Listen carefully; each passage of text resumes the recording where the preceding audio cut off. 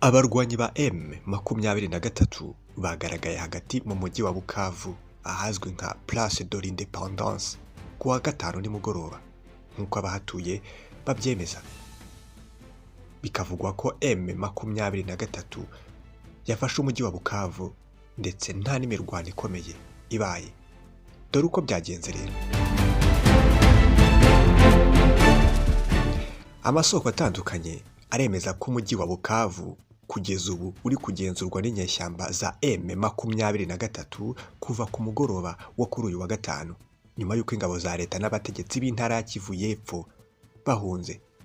Bo ni mu cyo bise impano ya Saint Valentin nziza cyane, kuko kuri uyu wa gatanu ubwo benshi bari mu kwizihiza Saint Valentin, M23 nayo yahawe kado nziza ya Saint Valentin yo gufata umujyi wa Bukavu. Muri iri joro ryo kuri uyu wa gatanu bivugwa ko abarwanyi ba M23 bari barimo kwinjira ari benshi cyane mu bice bitandukanye bya Bukavu.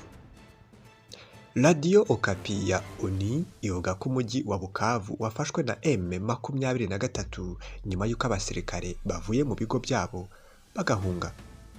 Ibiro ntaramakuru Reuters bisubiramo ijambo ryavuzwe na Corneille Nangaa ukuriye AFC M23 yagize ati nakwemeza ko twinjiye muri Bukavu uyu mugoroba kandi ejo ku wa gatandatu tuzakomeza ku gikorwa cyo gusukura umujyi.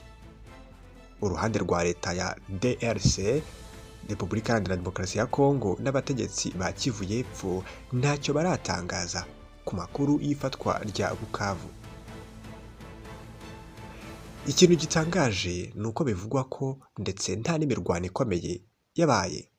Nyuma y'ifatwa ry'ikibuga cy'indege cya Kavumu ku gicamunsi cyo ku wa gatanu muri Bukavu, habaye impagarara n'ubwoba mu mujyi wose.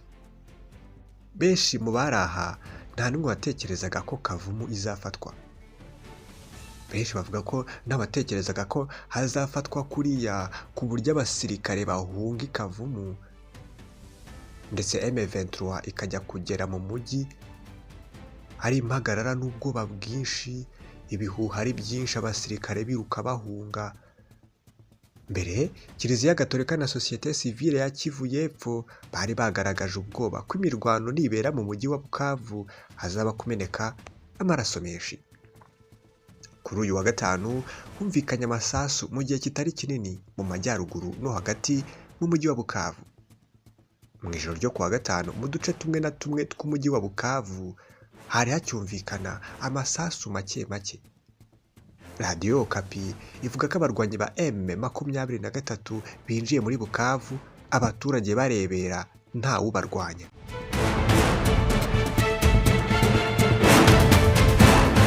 Radio Okapi ivuga ko bamwe bavuga ko abasirikare ba leta bavuye muri uyu mujyi mu gusubiza icyifuzo cya Societe Civile yari yabasabye kwirinda ko hameneka amaraso nk'ibyabaye mu ifatwa rya Goma mu byumweru birenga gato bibiri bishize. Nyuma muri Bukavu habonetse amashusho y'abantu barimo gusahura mu bice bitandukanye by'umujyi, mu gihe muri rusange umujyi wuzuye ubwoba n'urujijo. Nidusesengura turaza gusanga ibyabaye Bukavu bitandukanye cyane n'ibyabaye i Goma. Muri iki cyumweru guverineri w'intara ya Kivu y'Epfo yumvikanye avuga ko ingabo za leta n'ingabo z'u Burundi bongerewe kandi bashyize ibirindiro bikomeye Kavumu, yizeza ko umujyi wa Bukavu utazafatwa.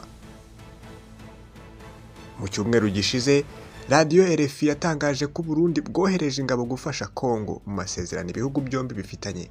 Bwarimo bwitegura kohereza indi batayo kabuhariwe y'ingabo gufasha kurwana ku mujyi wa Bukavu. Abasesenguzi batandukanye bavuga ko bishobora kuzakomerera M23 kugerageza gufata Bukavu, ndetse hashobora kuba inkundura nk'iyabaye i Goma n'inkengero zaho, aho bivugwa ko abantu bagera ku 300 bapfuye. Gusa Goma yafashwe nyuma y'umwaka abarwanyi ba M23 batabasha kwinjira muri centre ya Sake iri ku ntera kilometero 25 mu burengerazuba bwa Goma. Sake yabaye isibaniro ry'imirwano ikomeye mu gihe kinini, ndetse bivugwa ko urugamba rwaho rwagwemo abarwanyi benshi ku mpande zombi. Hagati mu kwezi gushize umutwe wa M23 wafashe Sake, yari nk'ingabo ikingiye Goma. Uyu mujyi wahise ufatwa nyuma y'ibyumweru bitageze kuri 2.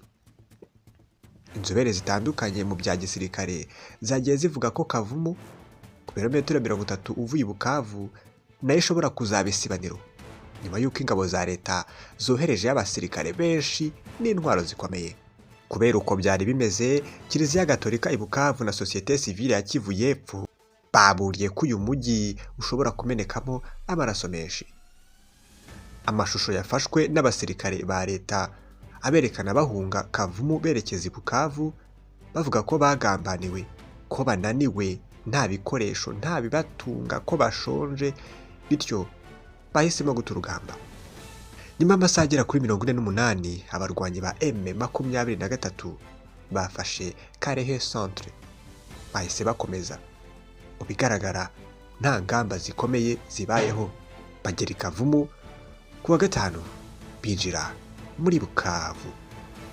Ibyabaye ku wa gatanu Kavumu na Bukavu byabaye mu gihe Perezida Felix Tshisekedi yari mu kiganiro ngarukamwaka ku mutekano ku isi kibera i Munich mu Budage. Muri iki kiganiro yavuze ko ingabo z'u Rwanda zateye igihugu cye zigamije gufata ubundi butaka no gusahura mu cyo yise guhonyora gukabije amategeko mpuzamahanga y'ubusugire bw'igihugu. Yasabye amahanga gufatira ibihano u Rwanda. Juvenal Marizamunda, minisitiri w'ingabo w'u Rwanda wari muri icyo kiganiro, yavuze ko u Rwanda rutigeze rutera Kongo kandi rutazigera rubikora, ko u Rwanda rwakoze ku buryo nta kintu kigomba kuva muri Kongo ngo gihungabanye umutekano w'u Rwanda. ONU, Kinshasa n'ibihugu by'uburengerazuba bavuga ko nta gushidikanya ingabo z'u Rwanda zibarirwa mu bihumbi zinjiye muri Kongo gufasha umutwe wa M23. U Rwanda ni kenshi narwo rwagiye ruhakana ibi, rukavuga ko rwafashe ingamba zo kurinda imipaka n'ubusigire bw'igihugu n'umutekano kubera ko umutwe wa FDLR urwanya u Rwanda ukorana na Kinshasa, ibyo leta ya Kinshasa yashinzwe na ONU ariko nayo yahakanye. Muri iki kiganiro i Munich, Perezida Tshisekedi atagaragaje ibimenyetso ariko nanone yashinje uwo yasimbuye ko ari we uri inyuma y'abamurwanya n'izi ntambara. Yagize ati ababiri inyuma nyabo barihishe, ntibagaragara ngo babivuge, kandi uri inyuma y'ibi byose wanyawe n'uwo nasimbuye, Joseph Kabila, nubwo atabivuga ngo abyemere.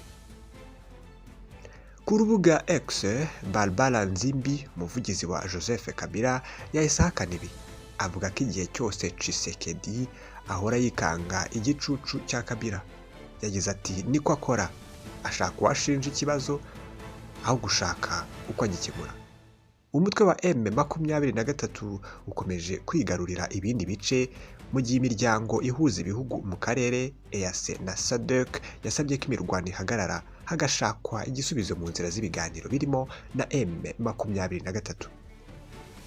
Muri iyi minsi ishize, abategetsi b'ibihugu barimo Perezida Cyril Ramaphosa wa Afurika y'Epfo na João Lourenço wa Angola bavuze ko mu gukemura iki kibazo hakwiye kuba ibiganiro bitaziguye byabo kireba bose na M23 irimo.